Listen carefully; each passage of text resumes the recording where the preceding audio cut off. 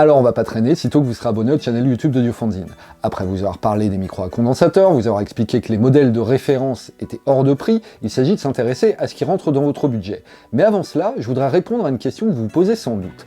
Qu'est-ce qui fait la différence entre un micro à 30 balles et un Neumann U87 à 2800 €? Comment expliquer cet incroyable écart de prix sur des objets aux fonctions similaires?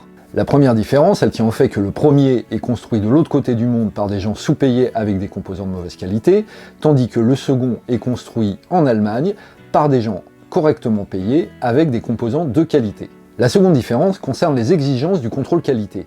À la sortie de l'usine, on teste les produits qu'on vient de fabriquer pour voir s'ils répondent au cahier des charges.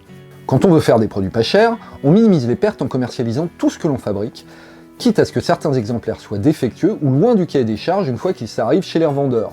A l'inverse, quand on est très exigeant, on va retirer les micros s'éloignant du cahier des charges, on les a alors construits pour rien, et cette perte va se reporter sur le coût du micro commercialisé. À ce niveau, on comprend déjà ce qui va différencier un micro à 30 balles et un micro à 2800.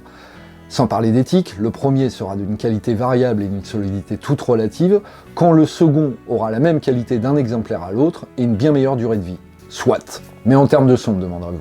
Et c'est là où le parti pris d'un Neumann va payer. Ce qui frappe lorsqu'on utilise un U87 en regard d'un micro statique bas de gamme, c'est par exemple la douceur des aigus sur le premier, là où les aigus sont très agressifs sur le second.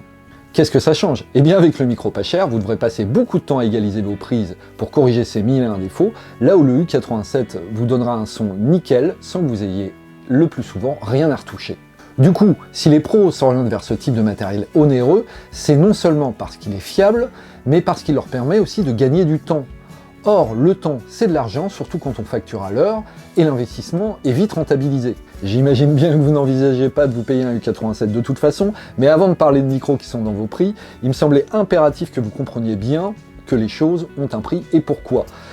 N'hésitez pas à liker, partager, commenter cette vidéo. Ciao!